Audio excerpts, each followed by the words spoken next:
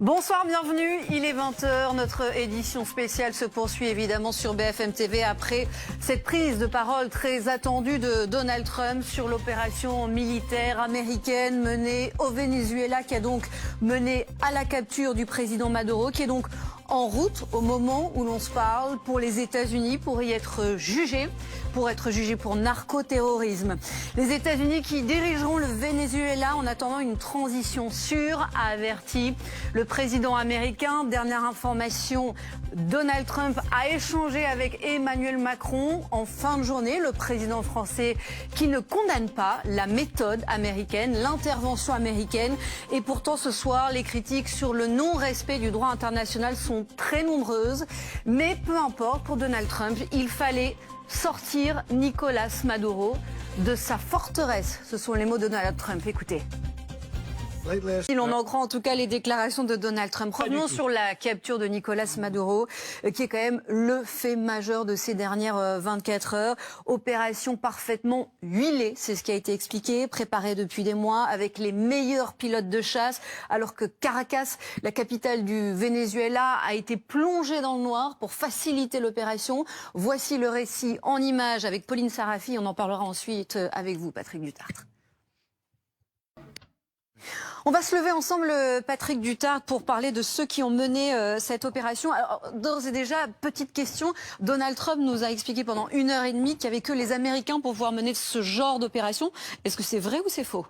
Ah non, mais il y a eu des mois de préparation, en fait. C'est ce qui est sorti des deux interviews, à la fois celle du président Trump et également celle du chef d'état-major des armées, Dan Kane, qui était un pilote de l'US Air Force. Ouais, on parlera de lui. Il a expliqué qu'il y avait une préparation, d'abord une fusion des moyens interarmés absolument remarquable. Depuis des années, les Américains essayent de bien intégrer toutes les composantes des forces terrestres, aériennes, maritimes, forces spéciales, renseignements.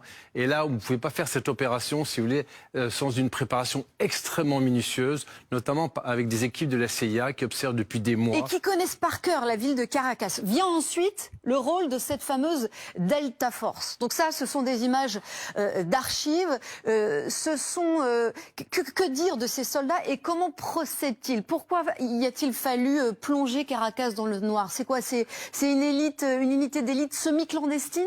Absolument, ça c'est une unité d'élite effectivement semi-clandestine, mais en fait c'est vraiment la pointe.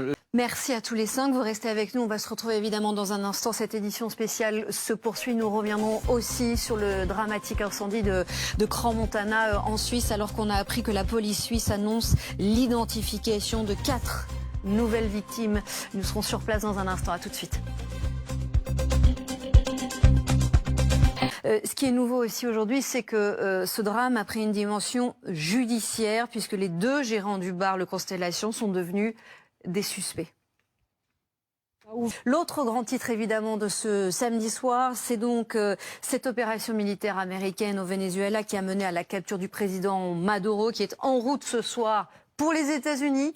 Pour New York, pour être jugé pour narcoterrorisme. Tout cela a été expliqué, détaillé, justifié par le président américain lors d'une très longue conférence de presse entourée de ces hommes forts. On va revenir évidemment sur ce qu'il a dit.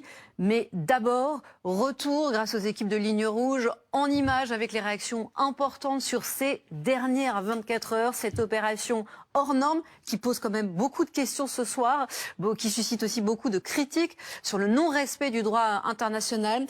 C'est un récit de Mickaël Gagnère avec Loïc Baptiste-Besson. Pardon, j'avais noté les noms, je les ai là. Mickaël Gagnère avec Alexandre Funel, Nicolas Quadou, Emmanuel Abron, et on se retrouve évidemment juste ensuite pour notre édition spéciale. Les 3, on va passer évidemment à l'autre grand titre ce soir de cette édition spéciale qui se poursuit. C'est ce dramatique incendie de Crans-Montana avec un bilan qui a évolué. 4 nouvelles victimes identifiées parmi les 40 morts. Il s'agit de jeunes âgés de 16 à 24 ans. On va revenir dans un instant sur leur profil grâce au service police-justice qui viendra avec nous sur le plateau, Maxime Pieruza. Mais d'abord, je voudrais qu'on revienne grâce une fois de plus aux équipes de de ligne rouge, en images et avec les réactions importantes, les témoignages essentiels de ces derniers jours sur ce qui s'est passé donc depuis 4 jours. Ce drame, l'émotion sur place, le travail d'identification des victimes qui est terrible, qui prend beaucoup de temps.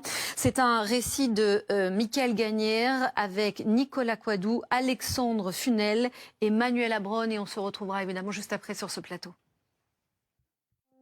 On a entendu notamment ce témoignage d'un ancien employé de ce bar qui met effectivement en avant, selon son récit, plusieurs failles en ce qui concerne la sécurité et le respect des normes de sécurité. Sur l'identification des victimes, je voudrais qu'on écoute le chef de la police judiciaire qui s'est exprimé lui aussi cet après-midi sur place. Écoutez.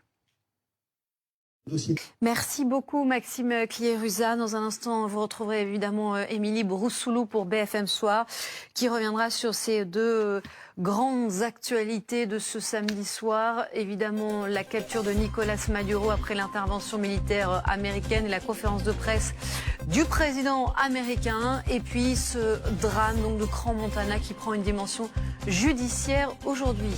À demain soir.